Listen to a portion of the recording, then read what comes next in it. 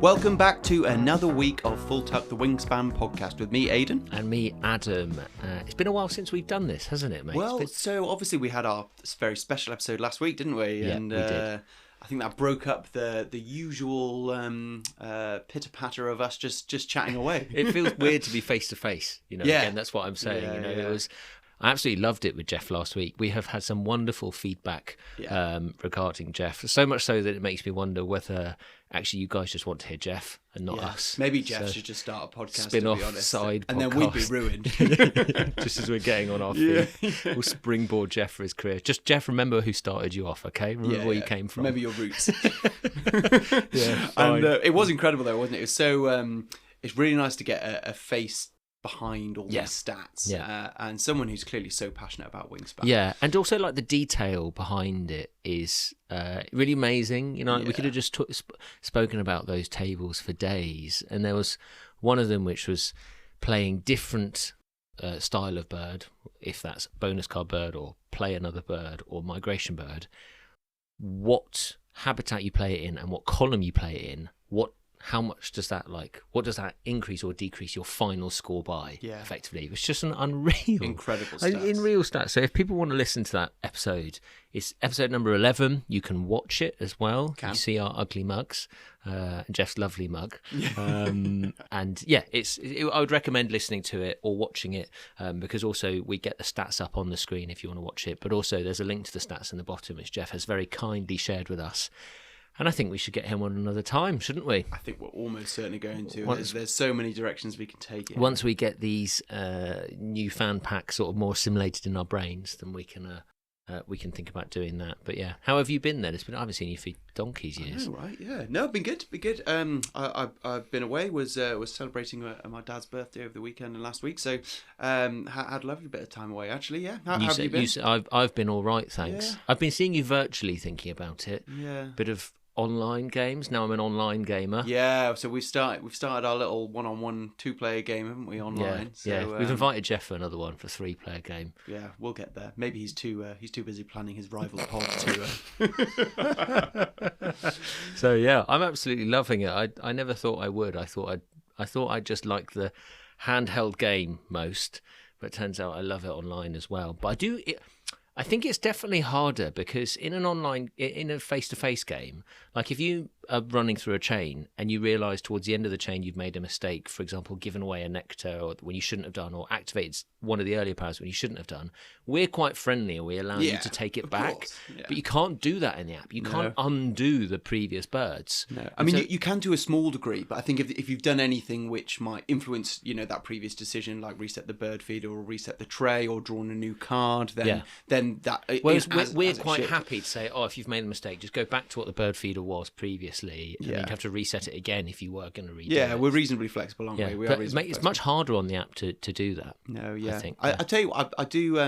I do much prefer playing in person. I think it's a sociable aspect of the game, and you don't get that online to the same degree. But what it really does open up is it's allowing me to play with you when I'm not necessarily, with you, and I'm playing with. I constantly have a game, for example, with a couple of Paul and Kev. With Paul and Kev, who live opposite ends of the country and miles away from me. So it's a great way of allowing Wingspan to continue despite distance, which I think is really useful. Kev can beat you from all 4 corners of the country. Well, can't he? Look, he had a lucky start. I think I'm pulling him back, reining him back in. So yeah, if anyone wants an asynchronous game, I think I might put myself out there. I've got a few more slots free. My thing's Prothornitary Warbs, I've never known to say that. I've absolutely rumpled myself. Yeah, just look at the card and write down what it is. Prothornitary Warbs, and then you'll find me, and I'll be there. I'll have a game with some people if you want. And I'm Muty Up the Sleeve, which it just hails back to an old joke of ours that I seem to go through a run of having the mute swan almost constantly. There's this weird thing that Aidan just always has the mute swan in his hand. Yeah. Which, listen, I'm not accusing you of anything. I'm not saying anything. But I always play with long sleeves. But it's always there. yeah. And you don't normally wear long sleeves. No, yeah. But whenever I played a game of Wingspan, with very, very full sleeves. There was this one time I was playing a game of Terraforming Mars and the mute swan turned up in my opening hand. And it just made me raised my suspicions a little bit. Brilliant card. Love it. In whatever game you play it in. There's a vertical mutie in the fan expansions. There is. I can't remember the name. It's another goose. Yeah. It's another goose, but yeah. We'll find it. It's exactly the same, isn't it, in terms of... No, it's brilliant. It's, it does the same thing. You tuck the other way, don't you? Yeah, you tuck vertically. But I think it's maybe almost better because it obviously with the mutes one, you do have to... It's time to build 3 birds in that chain, whereas you don't necessarily have to do that with a vertical one. Although I would say, the challenge is always having enough cards to make it happen. You need other cards down that give you card draw to make it happen. Meanwhile you're saying that, I'm looking for on this app which I've discovered, which is unbelievable. Have you ever heard of an app called Wing Search? I've not actually, no. Okay, I've discovered it this week. Whoever made Wing Search, please come forward. You are an absolute hero. You can just basically search for all the cards in the game. You can search the birds, the bonus cards, and it says use card name or description. So I'm just going to type in Tug, and then I'm going to sort of filter it for the different expansions to only include the fan-made expansions, for example, and you can find all the different birds. It's amazing. Yeah, that's crazy. And it gives you all those sort of wingspans and nest types and all of this, and you literally see everything apart from the photo of the bird. I've got my own wing search here, don't I? It's you. Yeah. you are my personal wing search. Here it is. Probably not quite as accurate though. Okay. Well, let's not get into this again. The Whooper Swan. That's it. That's the vertical meeting. Whooper Swan, right? Okay. And it's a British bird pack. Yeah. But the Whooper Swan can also live in the grasslands, which is incredible. So if you activate it in the grasslands, you'd be able to tuck under the Whooper Swan, under a bird in the trees, and under a bird in the wetlands to draw one, which I think is challenging in the modern game to get a card draw game, which would make the Whooper Swan worth your time. I think so, but I mean, again, it's one of those cards. I mean, there's a few in the game, aren't there, where might be tough powers to get going, but once you do, they can be absolute point spinners. And if you can get combinations, then I think it's easy points really. This takes us on to probably what we want to talk about today, and what we're going to keep coming back to is, as we discover these new bird packs, we're going to talk about maybe some of the new combinations we've seen, or maybe our early reflections on the bird packs to begin. Then what else are we going to do? You wanted to talk about how the game's changed over time, didn't you? Yeah, so this comes from one of you guys, a fan who's written in, Thank you, Neil, for writing in. Who posed a really interesting thought, an interesting discussion point of how the game's changed over time and how we see maybe our strategies change in the game. And this has made me think about how maybe the game's changed over base game versus increasing expansions. And so we can get into that. And our fan expansions as well. And then it'll be firstly getting into this opening hand. How does that sound to you? Sounds brilliant. Let's get into it. So we are going to quickly rattle through this opening hand. So the photos of the opening hand are always online, and there are always links in the show notes for you to look at, because we know most of you like them. So we're going to just do a bit of an abridged read of them. So your opening hand this week in a 3-player game, going first, you've got the Peregrine Falcon, which is a brown when activated power. Look at a card from the deck. If less than 100 centimetres, tuck it behind this bird. If not, discard it. Second is your Surfbird, which is a new fan-made expansion. This lives in the wetlands. It's worth 5 points. It's 2 Witch Grubs. Brown when activated. All players draw 1 card from the deck. You also may trade a card from your hand with a card in the tray. Amazing. Second, the common Yellowthroat. Brown when activated power. Draw 2. If you do, discard 1 from your hand at the end of your turn. Fourth bird, White-Bellied Sea-Eagle. That is from, I think, the Oceania expansion. Brown when activated power. Reset the bird feeder. Gain 1 fish or rat from the bird feeder, if there is one, and cash it on this bird. And lastly, your Crimson Chat is a brown when activated power. Discard 1 of anything to tuck 1 from the deck behind this bird. It's 5 brown powers. I've only just realised. Yeah, that's a good point. Yeah, which adds a challenge. So we've got some bonus cards. So the Small Clutch Specialist, which is birds with an egg limit of 2 or less. 5 to 7 birds gives you 3 points, and 8+ birds gives you 7. And then the Forest Population Monitor, which is different nest types in the forest. 2 to 3 types is 3 points. 4 types is 5. 5 types is 8. Then in your tray, we're going first, so these are relevant. House Finch. Brown when activated power, tuck a card from your hand behind this bird. If you do, draw 1 card. Abbott's Booby, which is a when played power. Draw 3 bonus cards, then discard 2. You may discard bonus cards you did not draw this turn. And lastly is the Purple Heron, which is a brown when activated, skull and crossbones power. Choose any 2 dice, roll them up to 3 times. Each time, if you roll at least 1 Witch Grub or fish, cash 1 here. If not, stop and return all food cashed here this turn. And then end of round goals. So round 1 is stone nest birds with eggs on them. Round 2 is cherries and wheat in the food cost of your birds. Round 3 is birds in a row. And round 4 is bowl nest birds with eggs on them. Moment of truth. What are you going to do with this wetlands chain heavy? Effectively, isn't it? I mean, that's what jumps out at you. I would say if you have a look at the end of round goals, round 1, it's a 3-player game, so they're good to aim for, I think, and if you can dominate a few of them, it can give you a lot of points over the other 2 players. And round 1 and 4 are both eccentric, so it does make you think you might, and in different nest types. So you're saying you go for a grasslands chain? Well, so I'm saying I'd be tempted to, if my hand lent itself to that, but it just doesn't, does it? I mean, there's only 2 birds that can live in the grasslands, and granted they might make a chain, but I think the crimson chat is a really hard bird to use. Discarding a food in the grasslands is a challenge. That they're a resource that you want to hold on to, really, and not when you're getting eggs, get rid of them. You want to be gaining them. Yeah. And like you pointed out, I think it really does suit a grasslands chain. The challenge here is you've only got 1 bird that lives in the forest in your opening hand. Yeah. And it's expensive. And it's expensive. So I think what I'm probably going to do is keep the white-bellied sea-eagle, but moreover just because it's a brilliant bird. Yeah, What I'd love to do is put it in the wetlands to create a wetlands chain, but I actually think that the challenge, you need to have a bird down in the forest. Yeah. You need to have a way of getting up to that 2 food gain, and so that's going to go down in the forest as my first go, and I'm going to take the hit on the expense on the food. Yeah. And then additionally, I'm going to keep the surfbird. Yeah. Is that because it's new? Mostly. Yeah. I'm keeping it. So, no, there are 2 reasons. One is because it's new and fun and I want to kind of get my teeth into the power. Yeah. Secondly, it's because it's the only bird that you've got that has a stone nest. So it's the only one that can possibly give you a score on your round 1 and round goal. That's Birds of the USA, that pack, isn't it? It looks like to me. I think it is. Yeah. So it's cool. It's a cool power. I like the friendliness of it. I know you will dislike the friendliness of it, but I think it's cool. And then I'm so the obviously you need to keep a fish and a rat for the white-bellied sea-eagle. So I think you only really got capacity to keep 1 more bird there, and that's probably going to be the Peregrine Falcon. Nice. And then my plan is to start curating a tuck chain with the Peregrine Falcon and Surfbird. If after the few goes to get the sea-eagle, and then either the falcon or the surfbird down in the wetlands, there's then the housefinch or purple heron remaining. I would love to have those, but accepting that it's quite possible that's not going to happen. Interesting.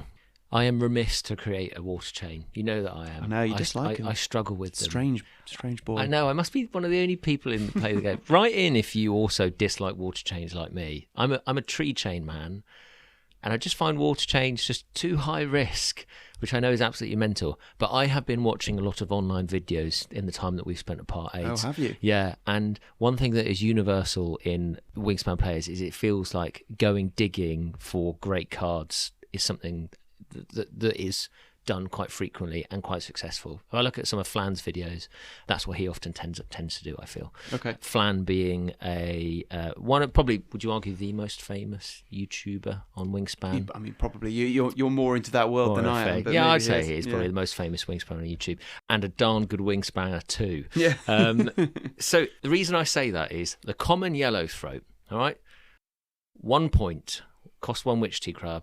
When activated, draw 2 cards. If you do, discard 1 from your hand at the end of your turn. I can't say I've ever played this bird in my life. Really? Normally I look at it and I just throw it in the bin. I quite like it. I know you do. I don't care for it. But the vast majority of comments that we've had this week have been people keeping the yellowthroat. And so the combination of that and these videos I've been watching makes me think, have I been playing the game wrong? So with that in mind, I'm only keeping the common yellowthroat. You're only... So what you're saying is, after years and many hundreds of games of Wingspan, you've decided to completely disregard all of your prior opinions and your experience of playing Wingspan over a few YouTube videos. I'll tell you what, look, you say what you want, but you are easily influenced, aren't you? And the reason I say that, right, the White-Bellied Sea-Eagle, I love it. It's such a good bird, but it's so expensive to start a game off. And so if I'm keeping the White-Bellied Sea-Eagle and another bird, That's basically it. And my first goes I spent playing the White-Bellied Sea-Eagle and getting food. So instead what I'm going to do, because I'm going first, I'm going to pick up the purple heron and the house finch from the tray. So that's with my nectar. Yeah. And my first go is probably Yellowthroat. And then I'm going to somehow need to try and get some eggs quite quickly.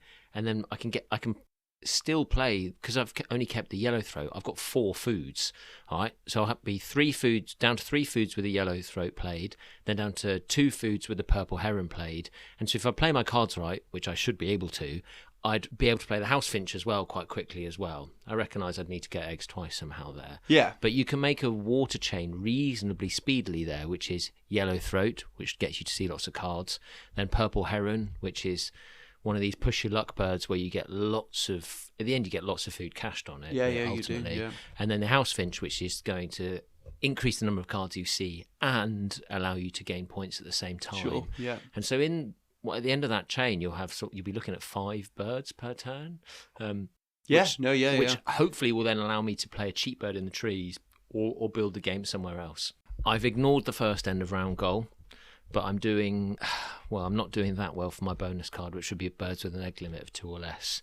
Yeah, so I think part of my rationale as well is all 3 birds I'm planning to keep have an egg limit of 2 or less. But I'd be great for round 3 birds in one row. I'd be flying it. Although I always think that's an end of round goal, which if it comes in round 3 or 4, it is likely to be won by a full chain by that point. Agreed. And I particularly in round 4, it's almost always a draw because you've almost always got more than one player with a full chain, and I think often in round 3 it is. So yeah, I think that's a hard one to aim for. I think, look, I was actually looking at this hand. I was very tempted to do exactly what you did. Which is start, as in my opening play B. Did you think I'd criticise you too much? No, I was tempted to do it. However, what drew me back from it is I thought, I think there's enough good birds in my hand that I don't need to do that. Yeah. And I do think the challenge, I think your strategy could potentially be great, but what it does rely on is once you've got that chain going or in building it, there becomes available a cheap and good forest bird, because otherwise you are both egg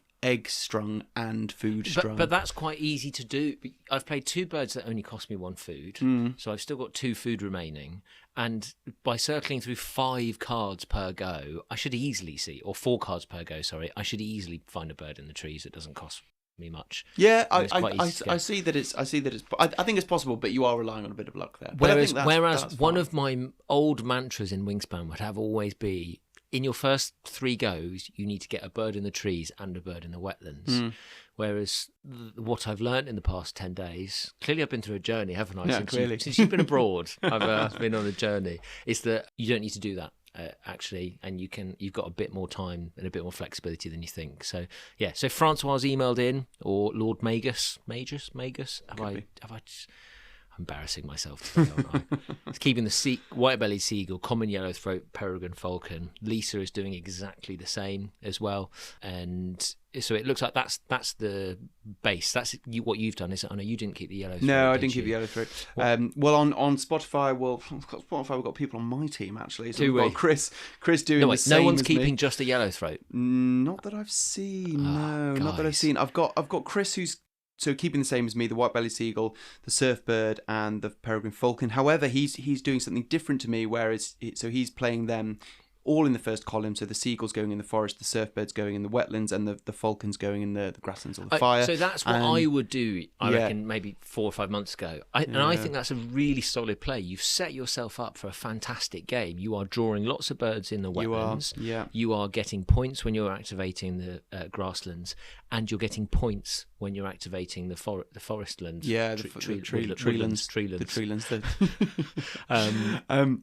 I think that's a really solid play. That's what I would. Yeah, and I think there's and you're absolutely sorted for the end of round for your bonus cards. Exactly. And I think it's hard to see otherwise where eggs are coming from. I guess I would hope by building a wetlands chain you'd pick up something that can get you eggs in another habitat, which is usually what my strategy is. But maybe we'll talk a little bit about how that might have changed later on. When I drew this hand alone, I wasn't with you. Remember, I sent it to you. Yeah, you did. And I said, "Is this too strong? Is it too good?" And you said, "No, let's keep it." And I'm really glad you said that, because actually, it's made me realise that I say this every week, how many different ways there are to play it, from what on the outset just looks like quite an open and shut case that maybe my way is absolutely doomed to fail. But I don't. I think this comes back to the beauty of Wingspan. This is a really good example of a hand where there are loads of ways to play it, and I really don't think that. I don't think there's ever really a right answer. I mean, that's not true. There are sometimes there's a right and wrong answer. But I think in this case, your strategy, my strategy, Chris's strategy, people's strategies emailed in, like they're all slightly different. Yeah. But I think they're all have a really strong chance of being a successful hand and winning that game. So it's really cool. And what about thank my you strategy? All. Oh no, not yours. I've just lost confidence, Aidan. That's what it is. No, I like it. I like it. You online players players are darn good at Wingspan. Yeah, they are darn good. When you do the play with 3 random people online. Oh yeah, and with some of the scores you see when you see some of these competitions are just eye-watering. It's really impressive to see. Yeah. And thanks everyone for writing in. It's really lovely as well to have people writing in who maybe we don't know in the outside world, because it's just showing how much this podcast is touching people and they're enjoying it. So it's great to see. Keep it coming. That's fulltuckpodcast@gmail.com. Commenting on Spotify, commenting on any of the platforms that you might be listening on, or commenting on our social media platforms as well. And you can always see the opening hands. We post links to it in the show notes, but they're now on all of our social medias. So just search Full Tuck Podcast or Full Tuck Wingspan Podcast, depending if you're on Facebook or Instagram. And there's a few little snippets from actually our show with Jeff last week, including a few hot takes, just little snippets on our social media, which you can take a look at.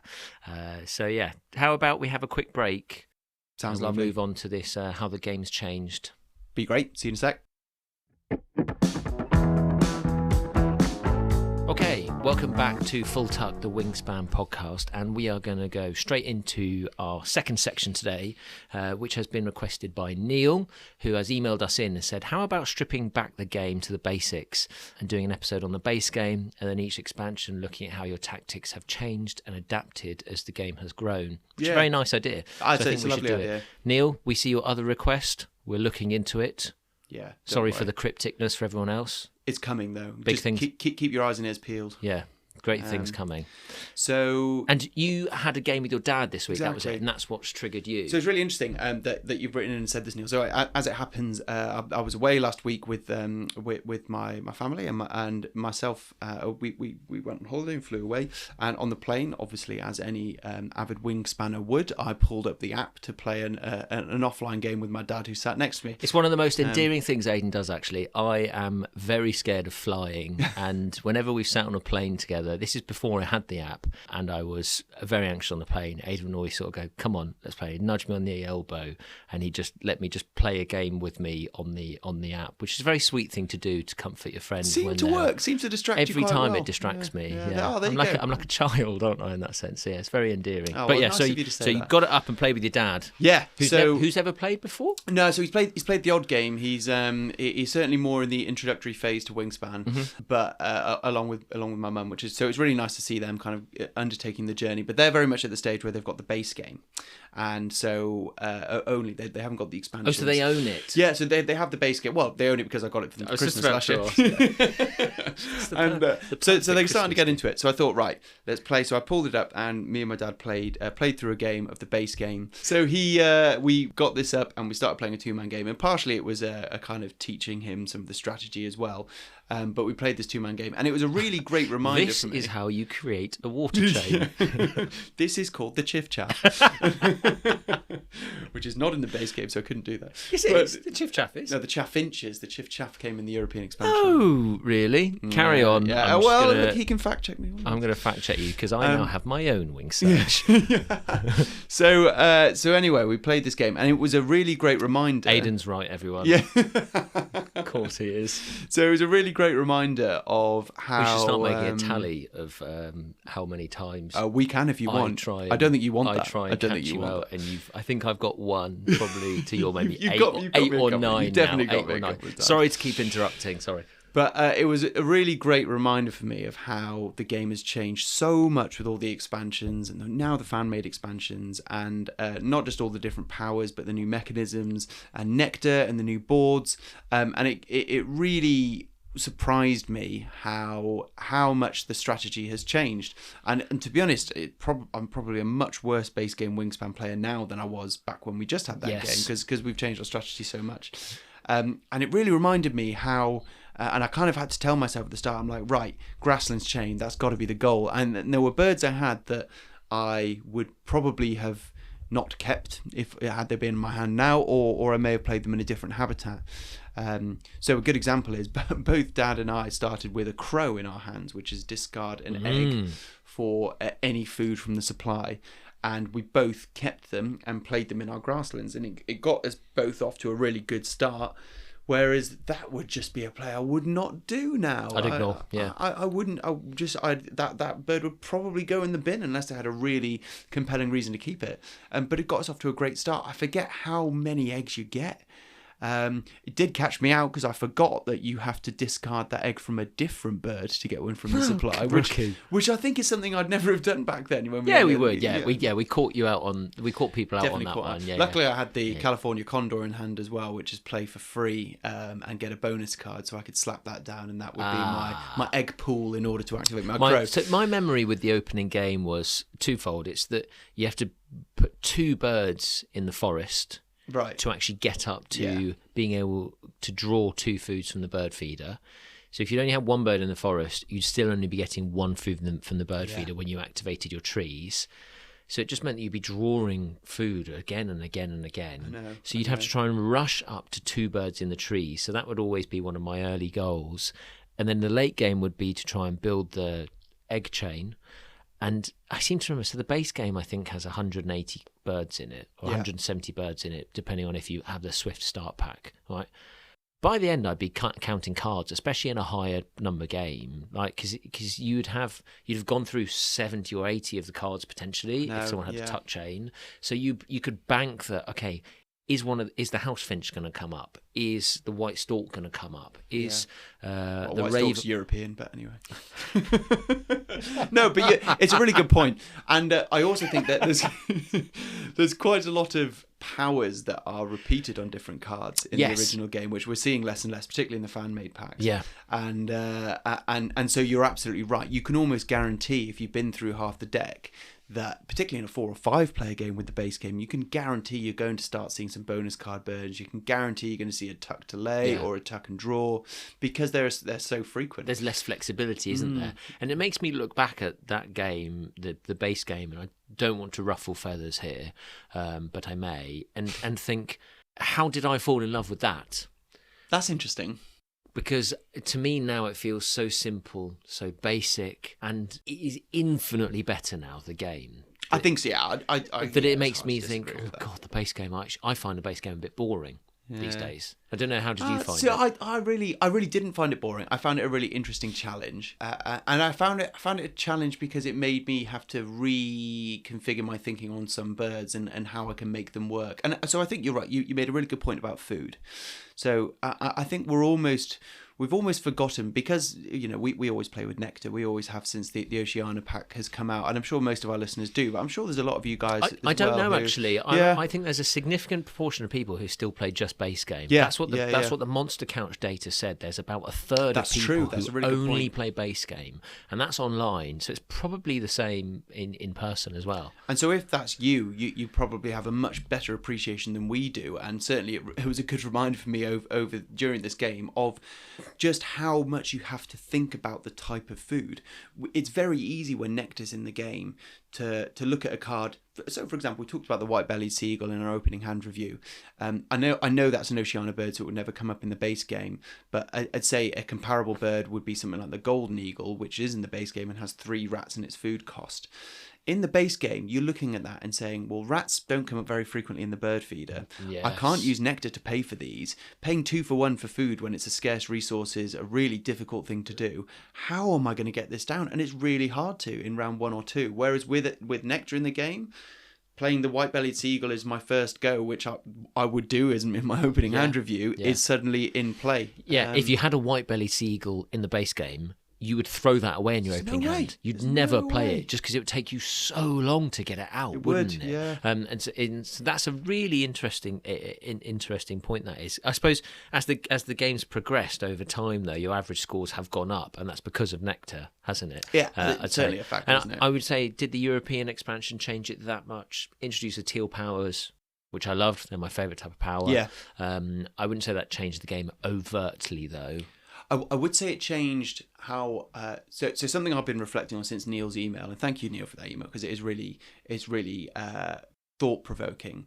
Is how the emphasis of the game, I think, has changed in terms of what is a valid strategy. So to me, playing the base game again has reminded me that ultimately, and I think this is the conclusion that a lot of us came to when we just played the base game, was really the only strategy that you're going to be confidently, consistently winning with is building a grasslands chain and spinning it to get the points. And I don't think that's an unfair thing to say. I think that's how the game that was pointed in the base game. To me, the European expansion introduced a new concept or idea or possibility, which is building a wetlands tuck chain. And I don't think that was quite there in the base game. And I think what the European expansion was, it didn't change the board and it didn't introduce Nectar. What it did is introduce a few powers, such as the Chiff Chaff, like we've talked about, such as the Mute Swan, such as the White Stork, and similar discard all face up and replace it and draw one powers, which really lend itself to, if you're drawing cards, you can pick up some powerful ones, and tucking is suddenly a strong thing to do. Yeah. And that, to me, introduced a tuck chain as a possible winning strategy. Right. Thinking about some of the other teal powers, you think about the Common Swift. Yeah.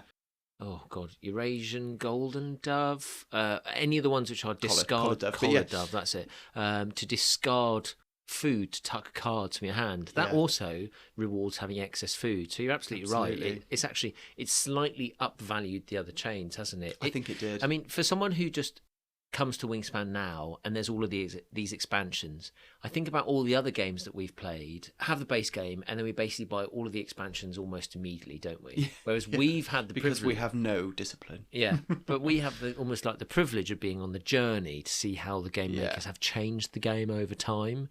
And so when they introduced Oceania, I wonder what triggered that. What triggered the idea to come up with Nectar? Because that is the game didn't need it, and we were so sceptical when we were first told about it. Yeah. I remember saying, this is the game ruined, like it doesn't need this, it's just completely going to devalue all the different birds, which it does. It makes them easier to play. It completely decreases how hard it is to get those golden eagles out. But I don't know many people who would say that has been a bad step. I agree. Part of me does feel that I think the reason why people wouldn't say it's a bad step is because it's fun getting big scores. It's fun being able to say, I'm going to get Nectar and they're going to essentially allow me to play any bird I want, play a White-Bellied Sea-Eagle without too much hassle. Does part of me think that actually, and maybe this is reflecting on this base game playing and how actually you've just got to be a bit smarter and cleverer to plan your food a bit better when Nectar isn't in play. I'd say I'd put this to you, playing a flock mode. Right. Oh God. And I know you're not a huge fan of him. I really like it. But playing a flock mode, for those players who maybe haven't played flock modes, so in flock mode, when you're using Oceania dice, because you have two bird feeders in play at the same time for kind of the two halves of the game, you split the Oceania dice. So in each bird feeder, you still have 5 dice, but 2 of them are Oceania dice and 3 of them are base game dice. As a result of that, Nectar is far less in play.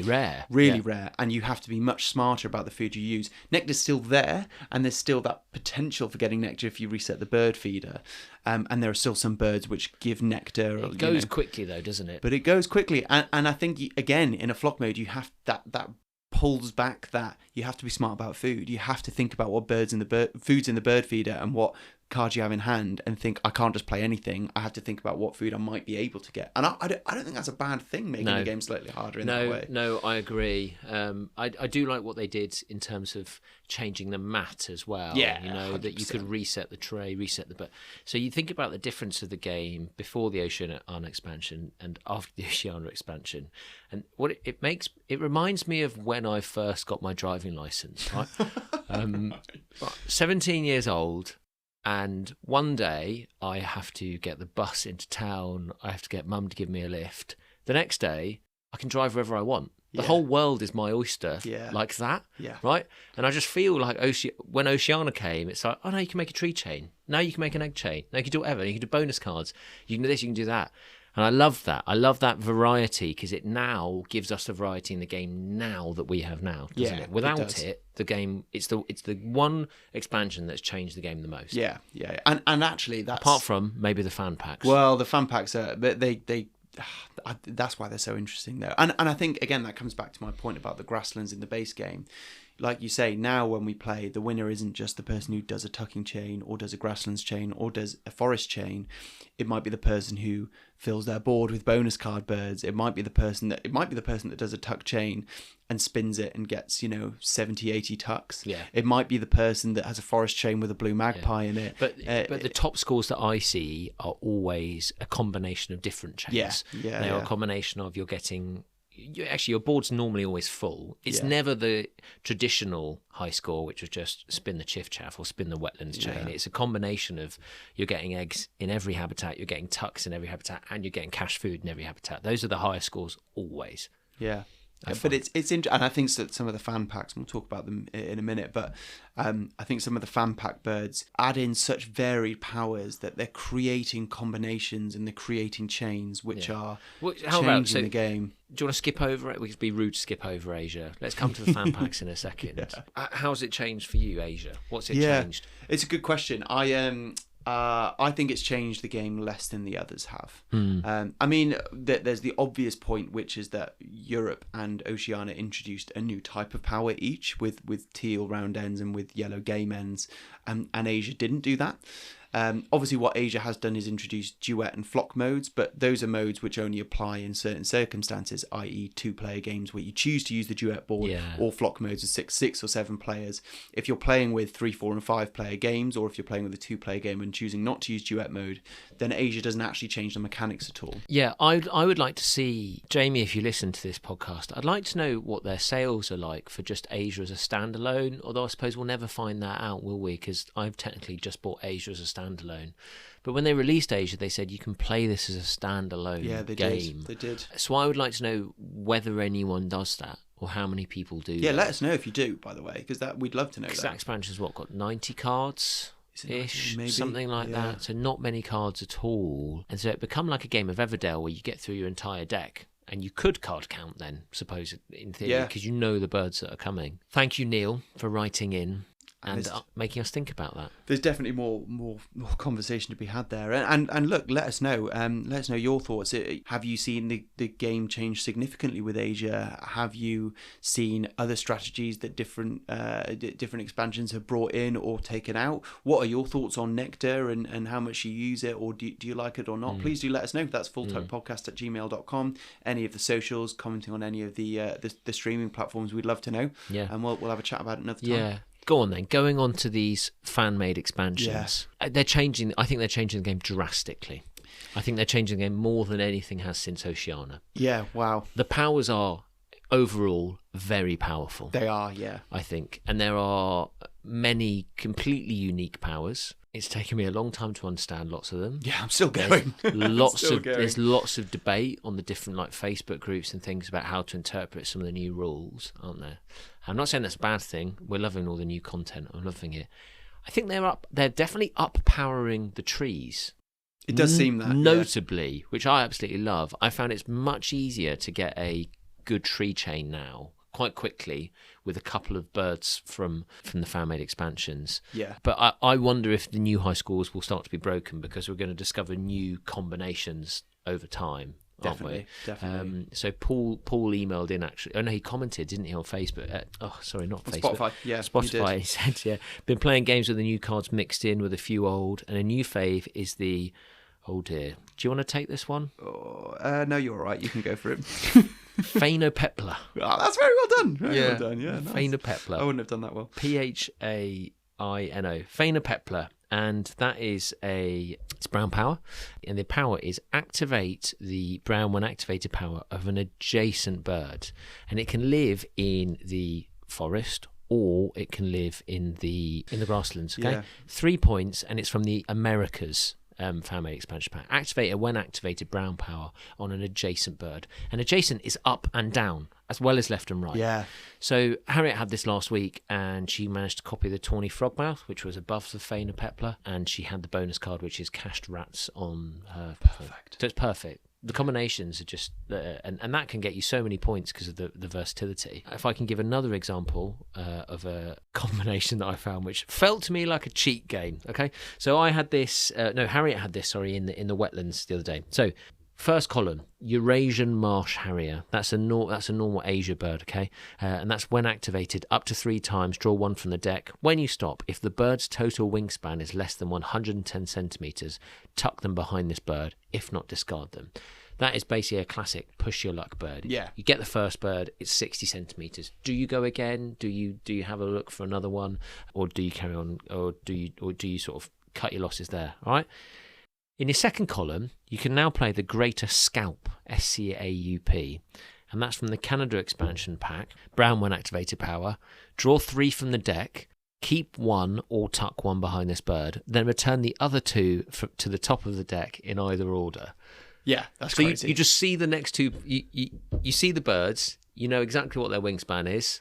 Put them back, and then you just go and then tuck them on your Eurasian marsh harrier, which feels to me like a complete cheat. You know, it feels like it's like a cheat code in the game. It's a great combo though, and it's I do see what you're saying about cheating, but like it's cool. It's cool. It's it great. It's a great combination. It's great, and to be fair, I suppose the thing about wingspan is you need to get them in the right order. Those birds, and with now having nearly 500 birds in the deck, it's so rare that you'd be able to get those 2 birds next to each other in the correct order. But just the number of combinations is going up exponentially with all these new powers, and particularly, as you say, because they are so unique and creative, then I think it's creating some really interesting combos. I had this bird played against me actually the other day, but it was brilliant. The Great Argus. I don't know if people have come across this. I think it's from the additional Asian Avians pack.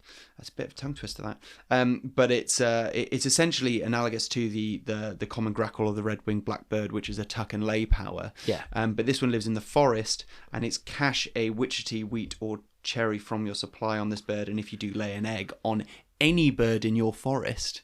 So suddenly Where does it live again? It lives in the forest. Oh. So basically you're no longer with those. That's my dream bird. Exactly, it's brilliant. With it's kind of a tuck and lay, but you're doing it with one of your foods. Cache and lay. It's cache and lay. And cache and lay wherever. But lay on any bird in your forest. So you're no longer limited by that 3-year capacity of those other birds. From memory, there's one bird in the game that allows you to do it. It's a bird which allows you to tuck a card to lay an egg on any bird. Does that ring There a bell is, to you? I think it's a swift. It is a swift. Is it Vose Swift? It lives it's not Vose Swift. only in the fire.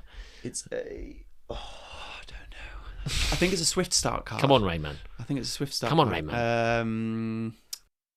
It's the white-throated swift. Oh, you just got there. I think you just got there just as I started reading it. White-throated swift. Well done, mate. Unbelievable. But that's cool. So it's cool. I loved. I mean, someone used it in a rather brilliant forest chain against me the other day, which also included the tomtit, which is another new bird.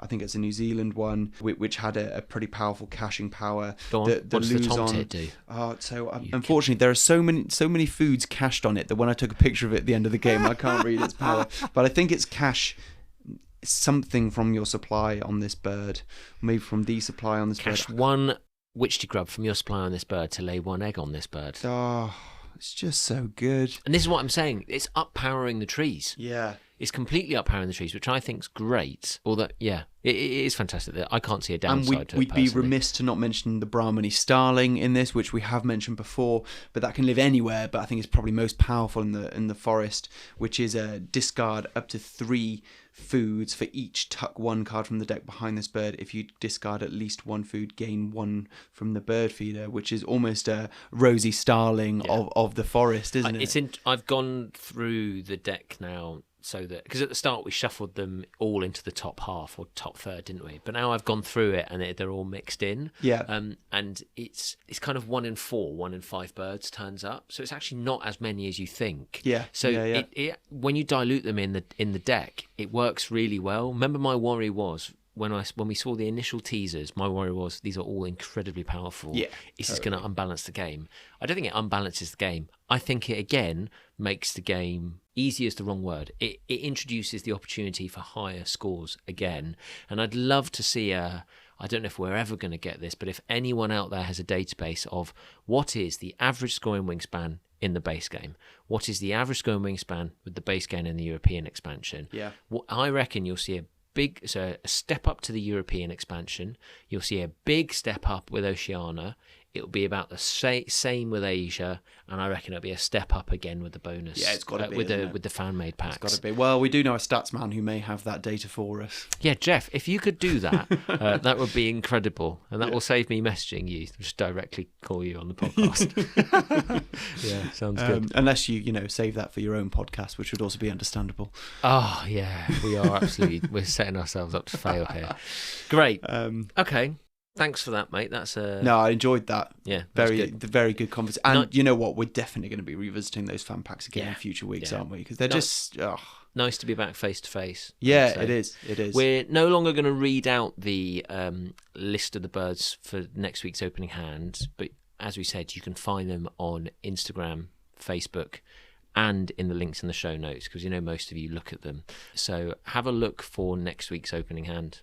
Yeah, and to explain that, this is, I'm sure some of you might enjoy listening to it, and that might be the way you digest it. But we've had some feedback that most people tend to prefer to look them up and have a think about that in their own time, and I think that's probably the way that's going. So it means more time for chit chat, which I'm sure a lot of you appreciate. some of you probably don't. So yeah, and always please message in, guys, subscribe. We are on all of the podcasting platforms and all of some of the social media platforms. Yeah, we're getting there. We are getting there slowly, and make sure you tune in next week for another very special episode. Oh yeah, you do not want to miss this one next week. Another brilliant one. Yeah, this is going to be an absolute belter. So have a great week. Write in, see what you want to do for next week's opening hand, and we will see you next time. Yeah, see you next time. Thanks very much, guys.